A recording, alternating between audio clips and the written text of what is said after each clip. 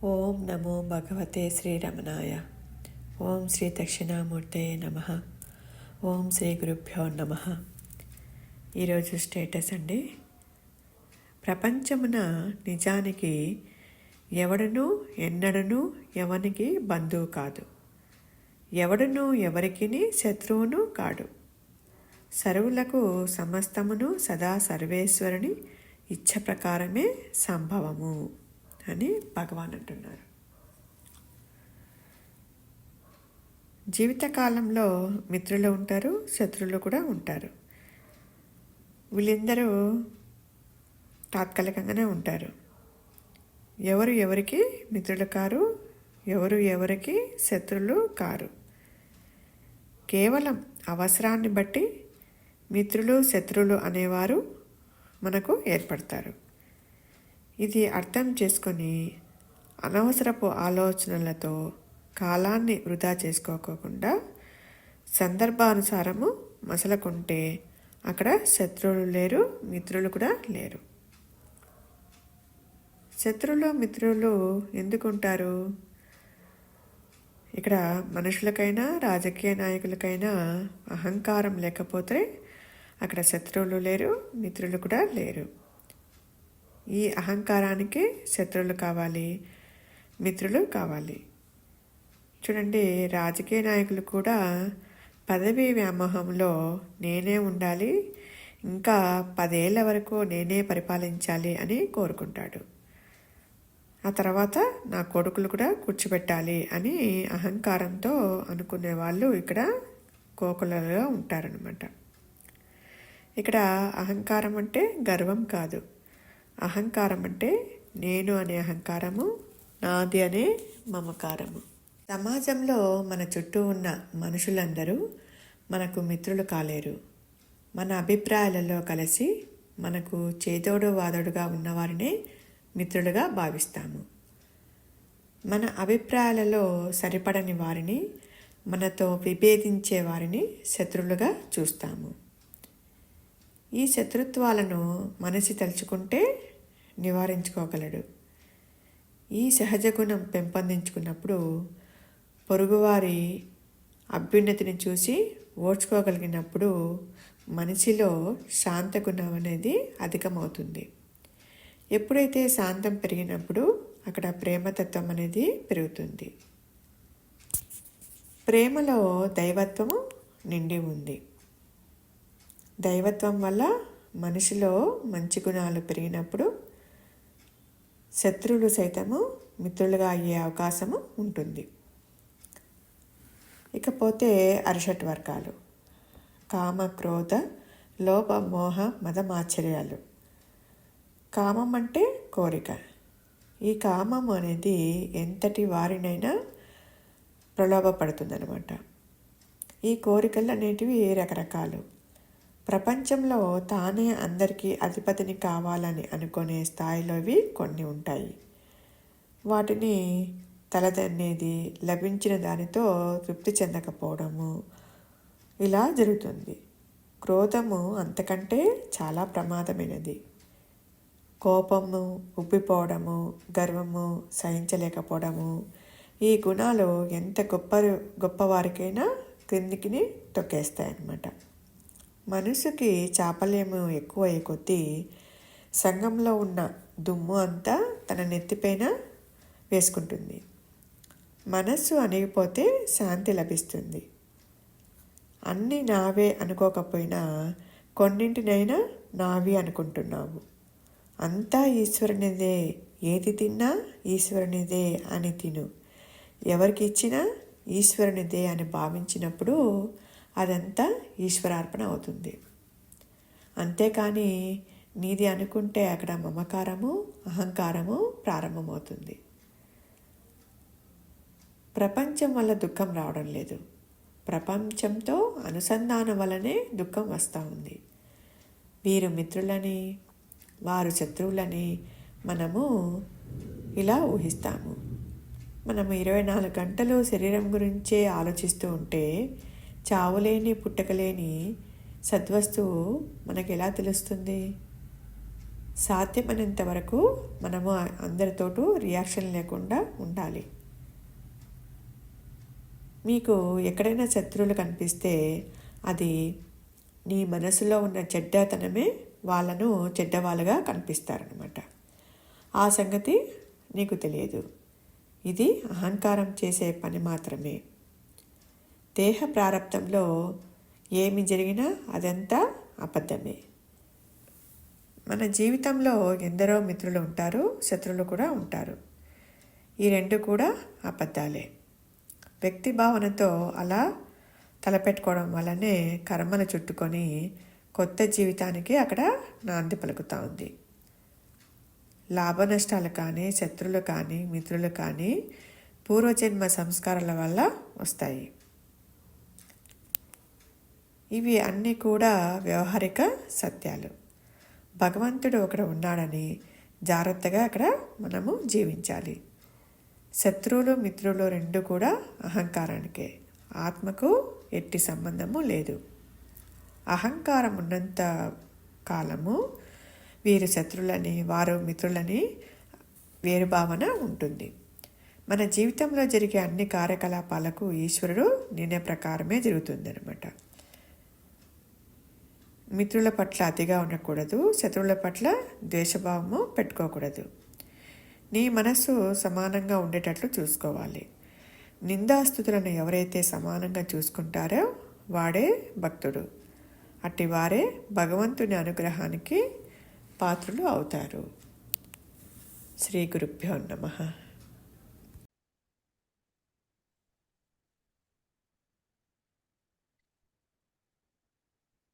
ప్రపంచమున నిజానికి ఎవ్వడునూ ఎన్నడూనూ ఎవనికిని బంధువు కాదు, ఎవ్వడునూ ఎవరికిని శత్రువును కాడు.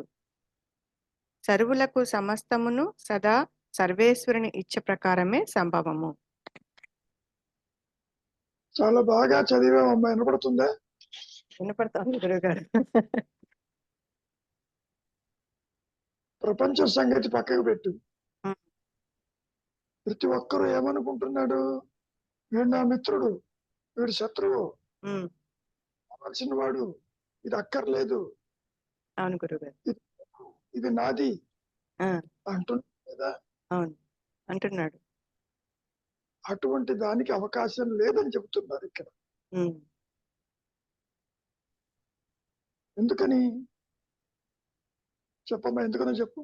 అంటే అహంకారము, ఇవన్నీ అహంకారానికే కదా గురుగారు. వీడి శత్రువుని వీడి మిత్రుడు అని చెప్పేసి అని. ఓకే, అసలు ప్రపంచమే లేదుగా. ప్రపంచమే లేనప్పుడు ఇంకా ఇవన్నీ ఏం లేవు. ప్రపంచం లేదని ఎట్లా చెబుతావు? అది వచ్చి చెప్పటంలే. నీవు స్థూలదేహంతో స్వర జగత్తును చూస్తున్నావు, ఇలాగే ఇతరులను చూస్తున్నావు. అన్యులు ఉన్నారని అనుకుంటున్నావు, బంధాలు ఉన్నాయని నువ్వు అనుకుంటున్నావు. వాళ్ళు అనుకుంటారో లేదో నీకు తెలియదు. ఏమ్మా, కళలో ఎందరో కనిపిస్తారు నీకు. తెలిసిన వాళ్ళు ఉంటే గుర్తుపడతావు, లేకపోతే గుర్తుపడతావు. అసలు విషయం ఏమిటి అంటే, ఎవరు ఎవరికి ఏమి కారు అనేది మోస్ట్ ఇంపార్టెంట్. నువ్వంతా నా తల్లి, నా తండ్రి, నా సంసారము, నా మిత్రులు అని నీవు అనుకున్నా ఎవరు అక్కడ లేరు. ఎందుకు లేరు? నీవే దేహం కాకపోతే వాళ్ళు దేమట్లా అవుతారు? ఆలోచించు. కాబట్టి కృష్ణ పరమాత్మ కూడా గీతలో ఏమంటున్నాడు? మిత్రులు ఎవరో శత్రువులో నాకే తెలియదు పొమ్మన్నాడు. అందరూ ఒకే రీతిలో ఉంటారన్నాడు. కాబట్టి ప్రపంచం నీవు చూడబోయే ముందు నీవు దేహాత్మబుద్ధితో బయటకు వస్తున్నావు. ఈ స్థూల దేహానికి జగత్తు కనపడుతుంది, ఆ జగత్తు నీకు ఇతరులు కనపడుతుంది. అబ్బా, ఉమ్, నిద్రపోయేటప్పుడు నీ దేహమే లేదు, జగత్తు లేదు, ఉమ్, వేదం లేదు, ఇతరులు లేరు, ఎవరికి ఏమీ కావటం లేదు. ఉమ్, Is it not? అవును. ఎవరు ఎవరికి ఏమీ కారు అంటే మిత్రులు లేరు, శత్రువులు లేరు, నాది అనేవాడు లేరు. ఉమ్, ఉమ్, ఇలా చెబుతున్నారంటే ఇవన్నీ కూడా పూర్తిగా ఊహాజనితములు, మనస్సు ప్రొజెక్ట్ చేసుకున్నది ఉమ్, అని మనం అనుకోవటం. ఆ గురువు గారు. ఉమ్, మనస్సు అన్నా, అహంకారం అన్నా, వ్యక్తిత్వం అన్నా, ద్వైతం అన్నా, ఉమ్, అన్యత అంతా ఒకటే. ఉమ్, Is it not? ఆ గురువు గారు. ఉమ్, ఎవరి వల్లనో నువ్వు నష్టపోయావనో, ఉమ్, ఎవరి వల్ల నీకు మంచి జరిగిందనో సామాన్యంగా అనుకుంటూ ఉంటారు ఈ మాయలు. ఉమ్, అటువంటిది ఏదీ లేదు. ఈ సర్వాన్ని నడిపించేది ఆ ఉమ్, ఉच्चतर శక్తి. అబ్బా, ఉమ్. సార్ మెల్లిగా చదువు.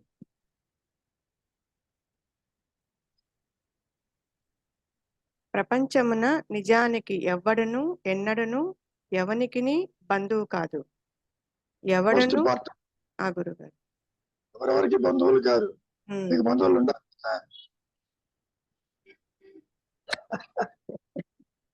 ఆ గురువు గారు. అమ్మో, కదిలిస్తే 1,00,00,000 మంది బంధువులు వస్తారు. ఉమ్, ఉమ్, ఒకరితో కాదు, నీకు ఎక్కడెక్కడ బంధువుతో కనుక వస్తారు నీ దగ్గరికి. ఆ గురువు గారు. ఉమ్, మరి ఎందుకు చెబుతున్నారు మహర్షి?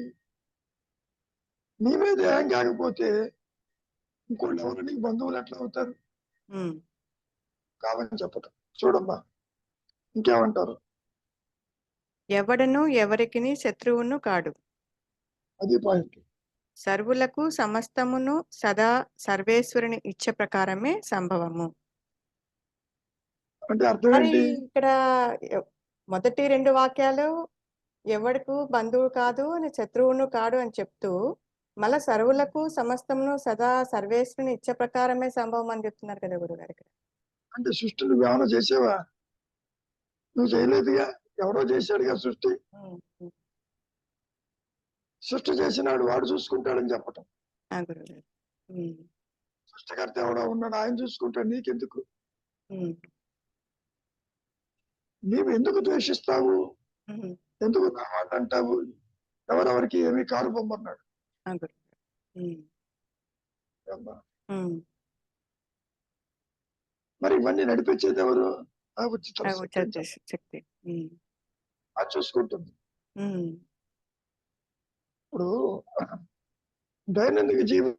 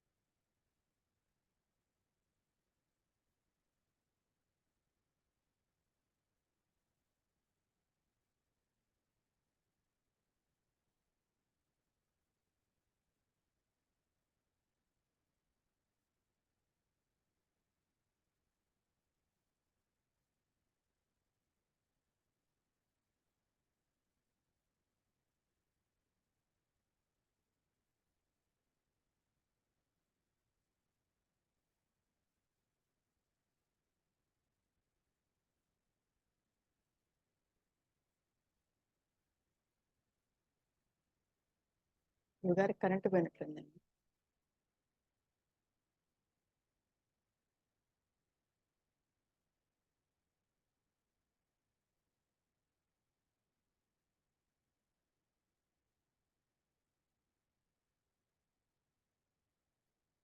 మధ్యలో ఎవరైనా చెప్తారండి గురుగారు వచ్చేంత వరకు?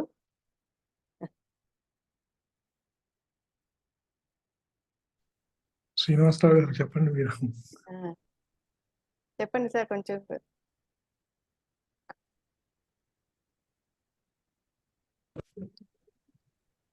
The world is a creation of one's own creation. Um, Your world is different from my world. ఉమ్, అవునా? అవునండి. Birds of the same feather flock together అంటామే. ఆ టైపులో ఒక పార్టీ వాళ్ళు, ఒక ఫ్యాన్స్ అసోసియేషన్, ఒక హాబీ ఉన్న వాళ్ళు, వాళ్ళంతా ఒక గ్రూప్గా అవుతుంటారు. ఒక నేషన్, ఒక సొసైటీ, ఒక ఉమ్, కమ్యూనిటీ అట్లా. ఉమ్, ఇదన్నీ కూడా ఏంటంటే ఇది చేస్తే ఇందాక పొద్దున్న పెట్టుకున్న స్టేటస్ లో కూడా um, unity is one, diversification is not there అని చెప్పి ఒకటి పెట్టాం. పెట్టారు. So there is no diversification, only one thing available. Again సంస్కృతంలో ఏదో ఒక వేదంలో వస్తుంది, అందులో ఒక కొటేషన్ ఉంటుంది, ఏకం బహుధా విప్రావదంతి అని. ఒకటే ఏకం బహుదా విప్రావదంతి, అదే బహుళంగా అయిపోయిందని చెప్పని విప్రులు చెప్తూ ఉంటారు అని చెప్పని ఒక కొటేషన్ సేయింగ్ ఉంది. ఉన్నది ఒకటే, ఏకం బహుదా విప్ర వదంతి. వదంతి అంటే చెప్పటం, విప్ర అంటే వాళ్ళు పండితులు. ఉన్నది ఒకటే కానీ చాలా ఉంది. అంటే విక్షేపం పొందితే పొద్దున మన రవికుమార్ కూడా చెప్పారు, పంచదార పరబ్రహ్మ పదార్థం. అది దేంతో కలిస్తే అది దీని యొక్క లక్షణాలు దానికి అంటుకుని, అవి మైసూర్ పాక్ అయినా, లడ్డు అయినా, ఇంకోటైనా దీని తత్వం దానికి కూడా అంటుకుంటుంది. అది మాత్రమే ఉన్నది, అదొకటే. మిగతావన్నీ కూడా వాటి యొక్క ప్రతిరూపణ, విక్షేపం, డైవర్సిఫికేషన్. ఉన్నది ఒకటే. ఇదంతా మన సృష్టి అనుకుంటున్నాం. అనుకుంటాం కాదు, మన సృష్టి. ఎవరి సృష్టి వాళ్ళది. Your family is your world. అవునా? మీ నాన్నగారికి మీరు, మళ్ళీ మీకోసం సారం, మళ్ళీ వాళ్ళ కోసం సారం, అట్లా స్ప్రెడ్ అవుతూ వస్తుంది. ఉన్నది మాత్రం ఒకటే, బీజం ఉన్నది ఒకటే, క్రియేషన్ ఒకటే. అక్కడి నుంచి అలా బ్రాంచెస్, అందులోంచి చిలవలు పలవలుగా, శాఖలుగా, మన గీతల ఊర్దు సోమవారం శాఖం అని చెప్తూ ఉంటారుగా, ఆ శ్లోకం మాదిరి అలా డెవలప్ అయింది అది. అంతేగాని ఉన్నది మాత్రం ఒకటే ఉంది, అసలు సృష్టి లేదు. ఉన్నది జ్ఞానం ఒకటే అన్నప్పుడు ఇవన్నీ ఎక్కడి నుంచి వస్తాయి? ఇవన్నీ మనం చెప్పుకోవడానికి ఒక చిన్న సరంజామా. ఇది బ్రీఫ్ గా నాకు అర్థమైనంత వరకు. ఏమైనా రవి గురుగారు చెప్పు నాయన. అంటే ఇది ఈ సృష్టి, అంటే ఈ ప్రపంచం అనేది అంటే ఆత్మస్థితిలో సృష్టి లేదు కదా గురువు గారు. అంటే ఇది ఆత్మస్థితి గురించి అడగమ్మా ఉండు. ఆత్మస్థితి ఎలా ఉంటుందో జీవుడికి తెలియదు. అవునవును. దాని గురించి మర్చిపో. ఇప్పుడు నిద్రపోతేనే ద్వైతంలో లేదు. అన్నావు, నిద్ర లేస్తే సంసారం అంటావు, బంధువులు అంటావు, నా వాళ్ళు అంటావు, పరాయి వాళ్ళు అంటావు. దీని గురించి చెబుతున్నారు. నిన్ను నడిపించేది ఆ శక్తి అని చెప్పటం,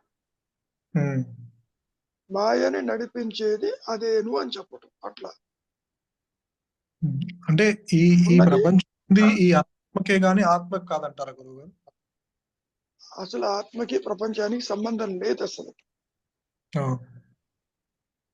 అసలు జాగ్రత్త అవస్థకి స్వప్నానికి నిద్రకి సంబంధం లేదు. జాగ్రత్త అవస్థలో ఉన్నవి స్వప్నాలు ఏమైనా ఒకటనే చూస్తావా నువ్వు? నిద్రపోతుంటే ఆ రెండు లేవుగా. సంబంధం ఉంటే సంబంధం ఏముంది? నీ దేహమే నీ కనపట్టలేదు కల్లో.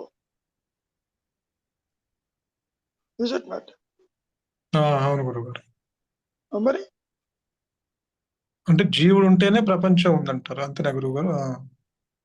అంటే దేహాత్మ బుద్ధి ఉంటేనే ప్రపంచం కనపడుతుంది. స్థూల దేహానికి స్థూల జగత్తు, ఇతర సంసారము, మిత్రులు, శత్రువులు ఇవి కనపడతాయి కల్లో కనపడ్డట్టు.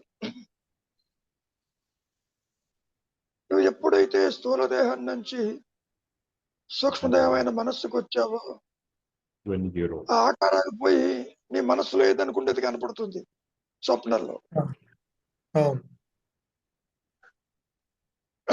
కనపడుతుంది, అది నువ్వు నిజమని కూడా అనుకుంటావు. కలగంటున్నంత సేపు కళ అసత్యమని తెలియదు నీకు. తిరిగి బయటకు వచ్చాక చెబుతావు, ఇట్లా జరిగింది అని. ఏనాడో చనిపోయిన వాడు కనపడి నీతో మాట్లాడినా ఆ స్థితిలో నీకు బతికుండి మాట్లాడినట్టుగానే అనిపిస్తుంది. తర్వాత చెప్తావు ఆయన కనిపించాడు, మాట్లాడాడు. Is it not? సరే, నిద్రావస్థలో ఈ రెండు చెప్పు నాయన. అదే చెప్తున్నారు. అదే అంటే వీడికి ఆలోచిస్తేనే ప్రపంచం, అంటే వీడు ఆలోచించకపోతే ప్రపంచం లేదు. ఆలోచించడం తర్వాత సంగతి. దేహాత్మ బుద్ధి మొట్టమొదటి ఆలోచన వస్తేనే నీకు జగత్తు కనపడుతుంది. అంటే చిచ్చడ గ్రంథికి నీవు దేహం అనుకున్నటువంటి దేహాత్మ బుద్ధి జనించినప్పుడు మాత్రమే జగత్తు కనపడుతుంది. అంటే ఈ జగత్తు ఉన్నది ఈ అనాత్మకి అంటారు, అంతే కదా, ఆత్మకి సంబంధం లేదు. ఆత్మ సంగతి మర్చిపోయింది. అందుకని ఈ రెండు కలవు. సూర్యుడిలో చీకటి లేనట్టు ఆత్మస్థితిలో సృష్టి లేదు.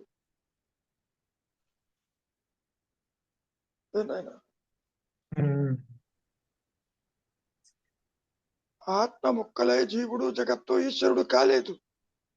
సంబంధం లేదు అసలు. అయినా ఇదంతా కూడా ఎవరు మేనేజ్ చేస్తున్నారు? సర్వేశ్వరుడు అన్నాడుగా, ఆ శక్తి ఒకటి. అంతా ఈశ్వర ఆచరక జరుగుతుంది. అంతవరకు పరమత్తు కూడా ఏమన్నాడు? మామ మాయా అన్నాడు. ఏ మాయ నాదే అన్నాడు. ఆత్మను విడిచి మాయ లేదు. మాయ లేకపోయినా ఆత్మకే అట్లా. తాడును విడిచి పాము లేదు. పాము లేకపోయినా తాడుకే ఇబ్బంది లేదు. Same thing apply here.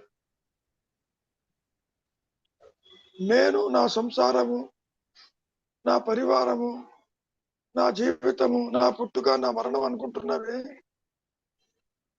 ఇది పూర్తిగా అవాస్తవం.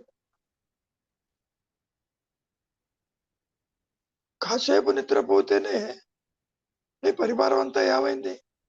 నీ దేహం ఏమైంది? బంధాలు ఏమైనాయి? కాబట్టి ఎవరు ఎవరికి ఏమీ కారు. ఇద్దరు లేవంగానే నా కొడుకని, నా కూతురని, నా తల్లిదండ్రులని బంధాలు పెంచుకుంటూ పోతున్నావా లేదా ప్రతిరోజు? ఇది గ్రహించండి. దీంట్లో ఎవరెవరికి ఏమీ కారు. తల్లైనా అంతే, తండ్రైనా అంతే, ఎవరైనా నీకే దిక్కు లేకపోతే వాళ్ళు అక్కడ ఉండరు. నాకే ఉనికి లేదు. అవును.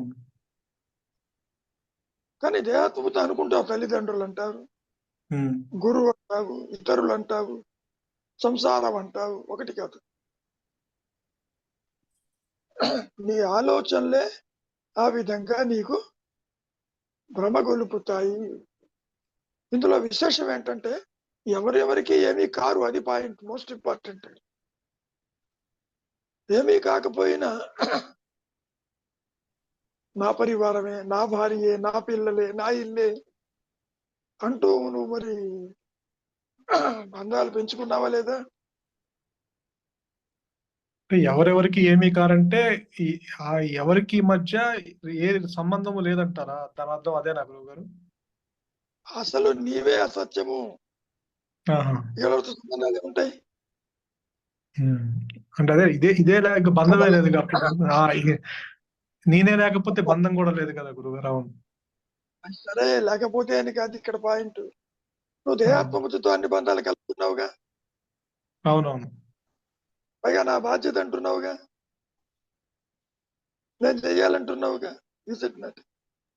ఇతరులు ఉన్నారంటున్నావుగా. మరి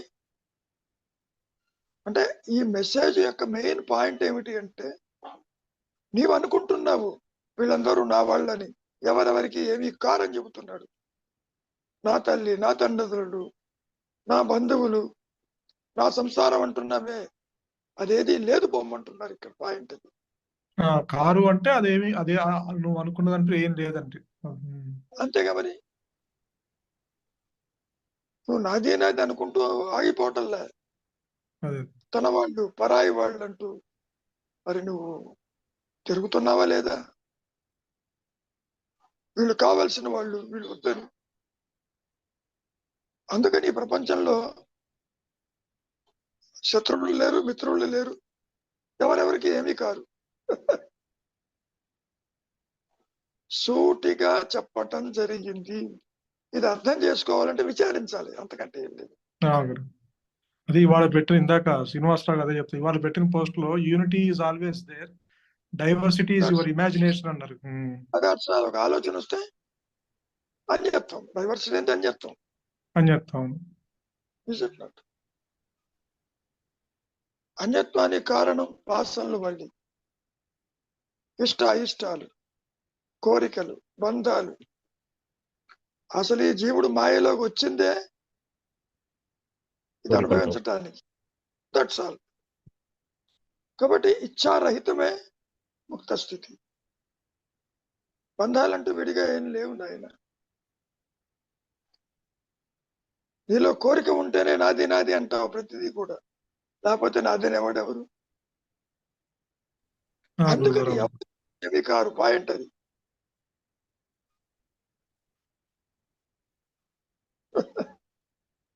ఎవరికి ఎవరు ఏమి కారంటే అయిన వారందరూ ఇమాజినేషన్. ఎవరైతే నువ్వు ఆ కారు ఉన్నారు అనుకుంటున్నావో వాళ్ళందరూ నీ ఇమాజినేషన్ అన్నది. అంతే కదా, బంధాలు, కల్పన. కల్పన నీ కోరిక గురించి కల్పనతో పెడుతున్నావు. అది నువ్వు నాదే అని ఎప్పుడైతే అన్నావో వెంటనే బంధం ఏర్పడింది. ఎవరెవరికి కారు అన్నప్పుడు బంధాలు ఎక్కడున్నాయి? అంటే తల్లి తండ్రులు, భార్య పిల్లలు, బంధువులు, వీళ్ళందరూ కేవలం ఒక నువ్వు limited గా చూస్తున్నావు.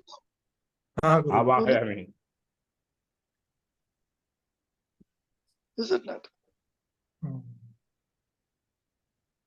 ఏనాయనా? గురువు గారు. అందుకని ఎప్పుడైతే నాకు ఇది కావాలి అనుకున్నారో దానికి బందీ అయిపోయాడు. వ్యక్తికే గాని కోరికకే గాని దానికి బందీ అయ్యాడు కాబట్టి నేను నన్ను విడగొట్టండి అంటున్నాడు. సింహాచలంలో కప్ప స్తంభం ఉంటుందిట, దానికి వెళ్ళి అలా వాటేసుకుంటే డబ్బులు కడితే వదిలిపెడతారు. అది మన వాటేసుకోవాలా, ఈయనే వెళ్ళి వాటేసుకుంటాడు. అట్లాగే అన్ని బంధాలు, అన్ని సంసారాన్ని ఏదైనా కానీ మనం వెళ్ళి వాటేసుకుని అవి వచ్చి మన కావలించుకొని అడగల. నువ్వు వెళ్ళి తగులుకుంటున్నావు. నాకు ఈ ఆస్తి కావాలి, ఈ పదవి కావాలి, ఉద్యోగం కావాలి, ప్రమోషన్ కావాలి, అన్ని మనం వెళ్ళి కావాలించుకుంటున్నావు. సో బందీ నువ్వే చేసుకుంటున్నావు. నువ్వు బందీ అయిపోయి నన్ను విడిపించావు కేకలు పెడుతున్నాడు. ఎవరు పెడతారు? ఎవరు విడిపిస్తారు? తనే విడిపించుకోవాలి. మళ్ళీ ఎప్పుడైతే వదిలిపెట్టుతాడో అయిపోయి. అంటే అక్కడ వ్యక్తితో బందీ అవ్వట్లా, ఫిజికల్ బందీ అవ్వట్లా, ఓన్లీ థాట్స్ ద్వారా బందీ అవుతున్నాను.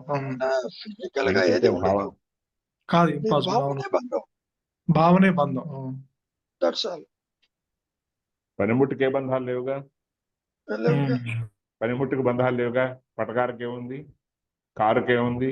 ఈ కారు నాది అని చెప్పి చిన్న గీత పడంగానే వెళ్ళి దానికి ఏదో పూసేసి ఓ పాలిష్ క్లాత్ పెట్టి తుడుచుకుని చూసుకుంటాం. మన మీద గీత పడినట్టు ఫీల్ అవుతాను. చెప్పేగా. అవునవును. నువ్వు రిలేషన్స్ చూసినప్పుడు బంధాలు ఏర్పడతాయి, వాస్తవం తెలిసినప్పుడు బంధాలు ఉండవు అక్కడ. అవునవును. ఎవరో వచ్చి చూస్తారని, ఎవరో వచ్చి చేస్తారని ఇదంతా అనుకుంటుంటాం. అది అట్లా అట్టిపెట్టు. నీవు అనుకునే బంధాలు, బంధుత్వాలు నీవు కల్పించుకున్నవి తప్ప నిజానికి అటువంటివి లేవని చెప్పటం. గురువు అంటే ఆలోచన ద్వారా కల్పించుకునేవి ఇవన్నీ. న్యాచురల్లీ ఇప్పుడు బాహ్యంగా చూస్తే రిలేషన్ ఉంటుంది, జ్ఞానపరంగా చూస్తే ఏమి ఉండదు నాయన అక్కడ. గురువు గారు, నేను ఒకసారి చెప్పే ఉంటాను. My third daughter put a direct question.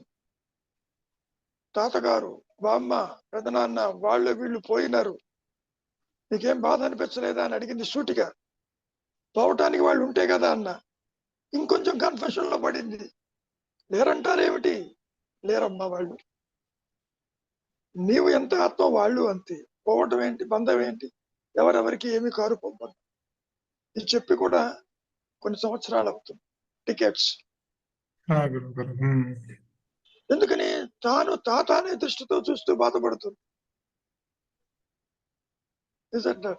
Relation చూస్తూ బాధపడుతుంది. అటువంటిది ఏది ఉండదు. ఎవరెవరికి ఏమీ కారు. తల్లి అనుకుంటుంది నా కొడుకు నా మనవడు అనుకుంటుంది, కొడుకు అనుకుంటాడు నా తాత ముత్తాత అనుకుంటాడు. అసలు సంబంధం లేదు.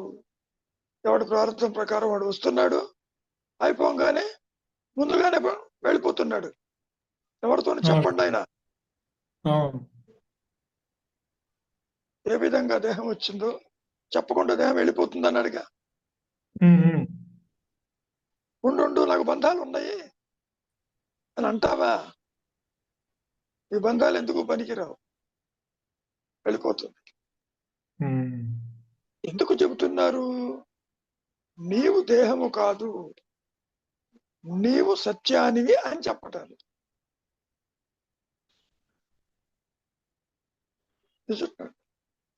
ఇవన్నీ కూడా సాపేక్ష జ్ఞానంలోకే వస్తాయి బంధాలు కూడా. With reference to your identity, your ఉపాధి, యువర్ బాడీ. అందుకనే జ్ఞాన దృష్టితో చూసినప్పుడు ఏమి లేదు. ఏ ఒక్కడైనా శాశ్వతంగా ఉన్నాడా? ఇక్కడ పుడుతున్నారు పోతున్నారు చుట్టినట్టు.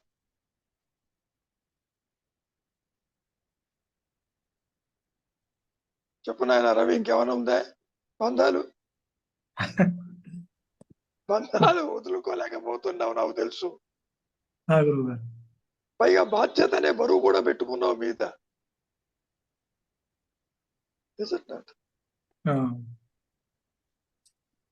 నీవు చెప్పిన మాట అమ్మా ఏమంటారు? బంధాలు తగిలించుకుంటే వదిలించుకోవటం ఉంటుంది, అసలు తగిలించుకోకపోతే వదిలించుకునే పనే లేదు. అసలు తగిలించుకునేటువంటి స్థితి తనకి తెలియకుండా తగిలించుకుంటాడు.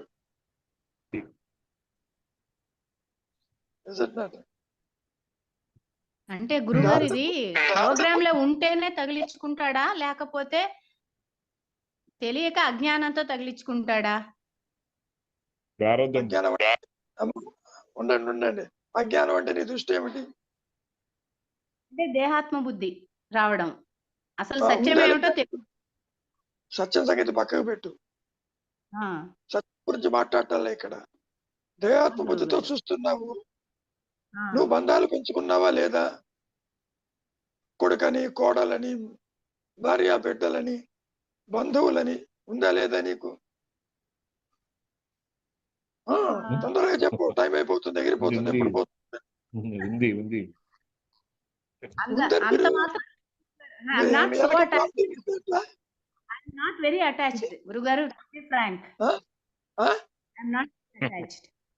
పక్కన ఎవరు వింటున్నారు? అమ్మా ఎవరు విన్నా లోపల అంతరాత్మ నాకేం భయం లేదు, ఫ్రాంక్ అన్నాను అందుకే. అమ్మమ్మా నువ్వు భయం అనేది బంధం ఉంటే భయం ఉంటుంది, బంధం లేకపోతే భయం ఎందుకు ఉంటుంది? అదే చెప్తున్నా గురువు గారు, నాకు భయం లేదనే చెప్తున్నాను నేను. పోన్లే, నువ్వు కరెక్ట్ గా అబద్ధం చెప్పగలిగావు, సంతోషం. లేదు గురువు గారు, నేను అబద్ధం చెప్పట్లేదు, నిజంగా చెప్తున్నా గురువు గారు, మీరు నమ్మినా అమ్మా అబద్ధం చెప్పడం అనేది సత్యమైతే ఆ మాట అనవు. సరే అయితే అది పక్కకు పెట్టు. నాయనా రవి అది చెప్పండి నాకు, చెప్పండి. నేను అడిగింది మీరు చెప్పలా.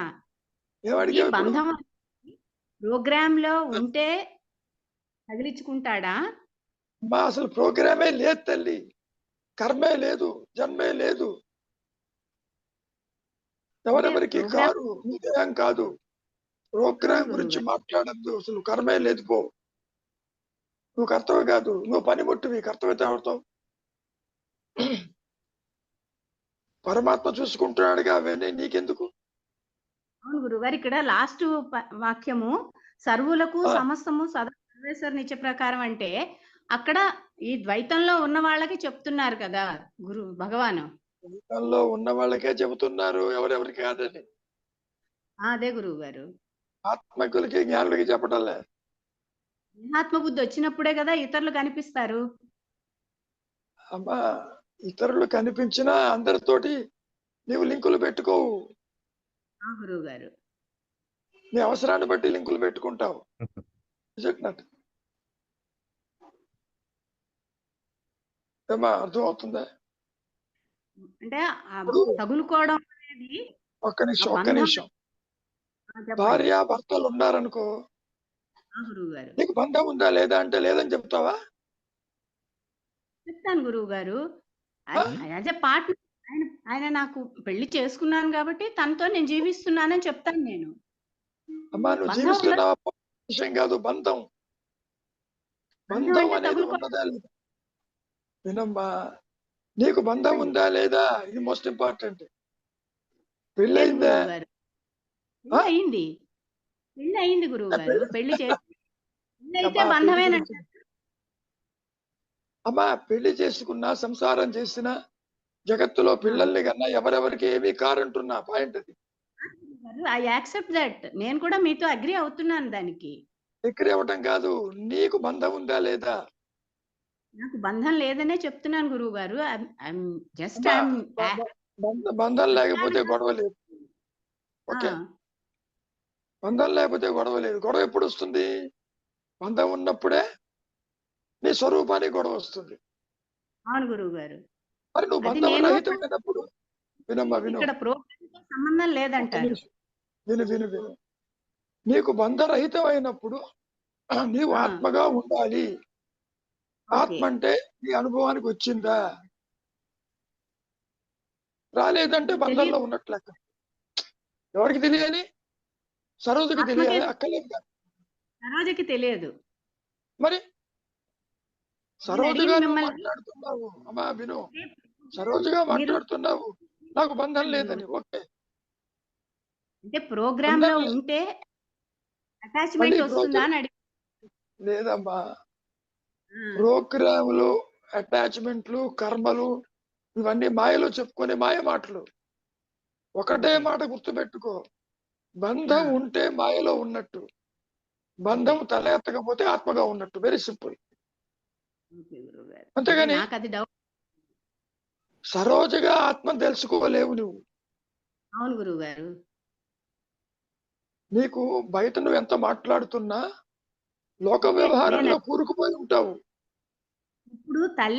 ఇప్పుడు పలానా తల్లి తండ్రికి ఒక బిడ్డ జన్మిస్తాడు. లేదమ్మా అది లేదమ్మా లేదమ్మా. ప్రోగ్రామ్ లో ఉంటేనే ఆ పలానా తల్లి తండ్రికి పుడతాడా అని అడుగుతున్నాను గురువు గారు. అసలు ఎవరెవరికి పుట్టరు, ఎవరెవరికి అసలు సంబంధం లేదు. మరణం లేదంటారు. కానీ అసలు ఈ జగత్తులోకి రావడానికి కూడా అది కూడా ప్రోగ్రామ్ లో ఉంటేనే ఈ వాసనలతో వస్తాడు అని చెప్తున్నారు కదా మీరు. ప్రోగ్రామ్ ఉందో లేదో ఎవరికి తెలుసు? ఎవరికి తెలుసు? అసలు సృష్టి లేదంటారు మీరు. అమ్మా నేనంటాం కాదు, నీ దృష్టిలో ఉందా నువ్వు ఆలోచించు అది నా ఆలోచనే నా సృష్టి కదా. మరి ఇక బంధం ఎక్కడుంది? లేదు. బంధం లేకపోతే, ఆలోచన లేకపోతే నీ స్వరూపం ఏంటి? అది తేలిపోవాలిగా. అది తేలొద్దు. ఆ గురువు గారు. అది తేలకుండా ఊరికే నాకు బంధాలు లేవనుకుంటే ఉపయోగం లేదు. చివరికి ఈ దేహం వదిలిపెట్టే టైంలో ఉన్న ఆలోచనలను వస్తాయి, మళ్ళీ జన్మకి దారి తీస్తుంది. అది ఉపయోగం ఏంటి? ఆ గురువు గారు. అప్పుడు జడ్జిమెంట్ ఎలా ఉంటుందో తెలుసా? గురువు గారి దగ్గర బంధం లేదన్నావు, నీకు బంధం చూపిస్తానంటాడు భగవంతుడు. అన్నీ తీసుకొచ్చి నెత్తిన పడేస్తాడు. సరే కట్టకట్టుకుంటా, మళ్ళీ ఇంకో జన్మెత్తావు. ఎందుకు వచ్చింది గోలా? ఆవిడ కావాల్సిన ఆన్సర్ వచ్చేసింది. నీకు కావాల్సిన ఆన్సర్ వచ్చిందా లేదా?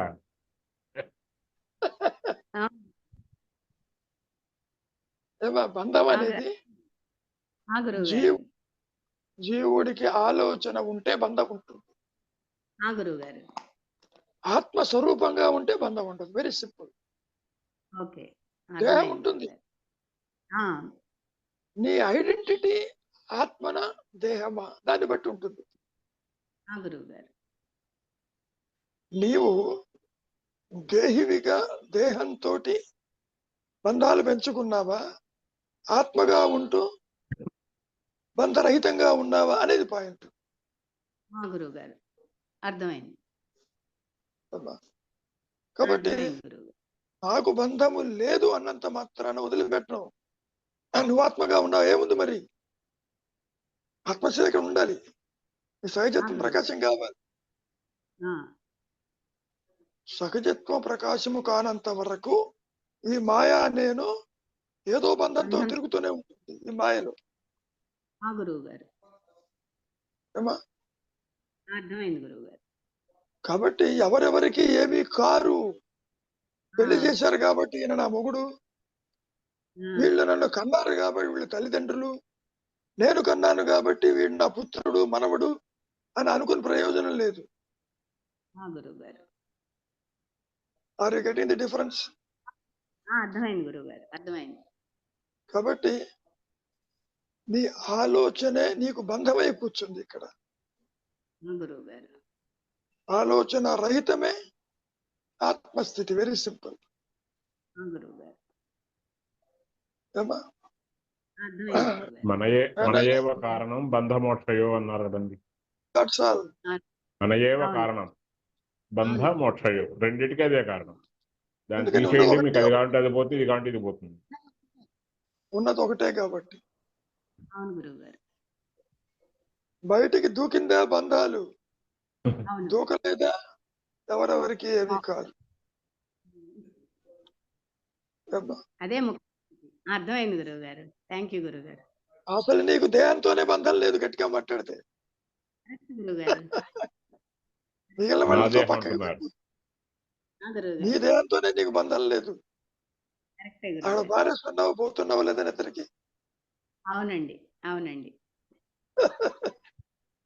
థ్యాంక్ యూ గురువు గారు.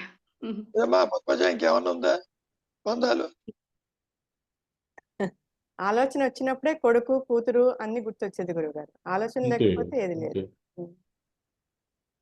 ఆలోచన రాకపోతే ఏమీ లేదని అనుకున్నా ఉమ్. ఉన్నది ఏమిటి మరి? ఆ ఉన్నది తేలాలి. గురువుగారు. అంటే నీ ఐడెంటిటీ గనక కన్ఫర్మ్ అయితే ఉమ్. ఈ స్టేట్మెంట్ నీకు అర్థం అవుతుంది. అవును గురువుగారు. అనుగ్రహం వల్ల. అది కూడా ఉమ్. గురువు అందించడు, ఎక్కడి నుంచి రాదు. ఉమ్. కానీ నువ్వు విచారం చేస్తావు. ఎవరెవరికి కానప్పుడు ఉమ్. నాకు ఎందుకు ఈ తాపత్రయాలు అని నువ్వు అనుకుంటావు. ఆ టైం వచ్చినప్పుడు ఉమ్. పరమేశ్వరుడు పూర్తిగా డీలింగ్ చేసి పారేస్తాడు. ఉమ్. సంసారం ఉంటుంది, ఉమ్. బంధం ఉండదు, ఉమ్. దేహం ఉంటుంది, అభిమానం ఉండదు. ఉమ్. ఏమ్మా? గురువుగారు, అది మీరు అది ఎంత చెప్పినా కూడా అది అది తెలిసినప్పుడే కాదు అర్థమవుతుంది. కానీ సంసారం ఉంటుంది, బంధం ఉంటది. గురువుగారు. విడిగా తెలియడానికంటే ఏముండదు. ఉమ్. అహంకారాన్ని అట్టిపెట్టి ఏమీ తెలుసుకోలేవు. తెలుసుకోలేడు అని మీరు అంటుంటారు. ఉమ్. ఎవరెవరికి ఏమీ కారు అనేది ఉమ్. కాసేపు జాగ్రత్త అవస్థలో మౌనంగా ఉండి చూడు, అవును. నీకు ఆలోచన రాదు. ఉమ్. నీ బంధాలన్నీ ఎగిరిపోయినాయి కాసేపట్లోనే. అవును గురువుగారు. ఉమ్.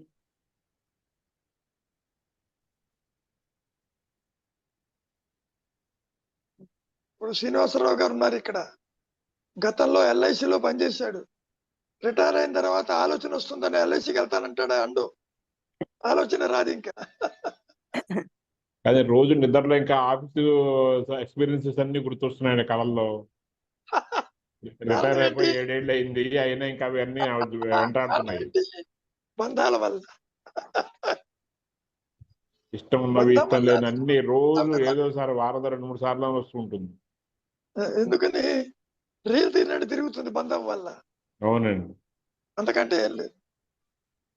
ఎక్కువ సంతోషపడే విషయాలు తక్కువను, విచారం చేసే విషయాలే ఎక్కువ ఉంటున్నాయి.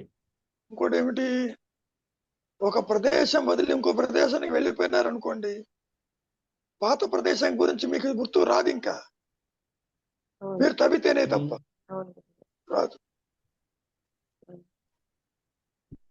అంతవరకు దేనికి మీరు పుట్టి పెరిగిన ప్రదేశం గుర్తురమ్మంటే రాదు.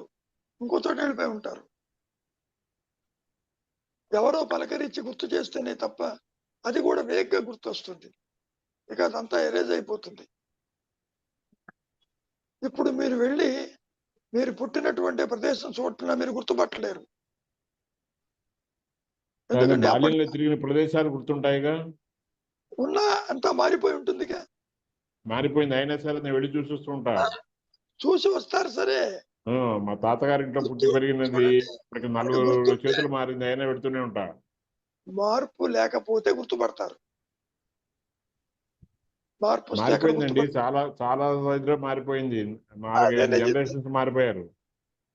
అయినా సరే అక్కడికి వెళ్ళి నాకు చూడంగానే గుర్తుపట్టగలని వెళ్ళి నేను ఇక్కడ పడుకున్నాను, ఇక్కడ కూర్చున్నాను, ఆడుకున్నాను, ఇల్లు చూడటానికి వచ్చి చూపించానంటే పాప వాళ్ళ మర్యాదగా తీసుకెళ్ళి ఇల్లంతా చూపిస్తారు. అంటే ఏమిటి, ఇంకా బంధాలు పట్టుకుని వేలాడుతున్నట్టు లెక్క మనస్సు. అవునండి, అవునండి. అంతకంటే ఏం లేదు.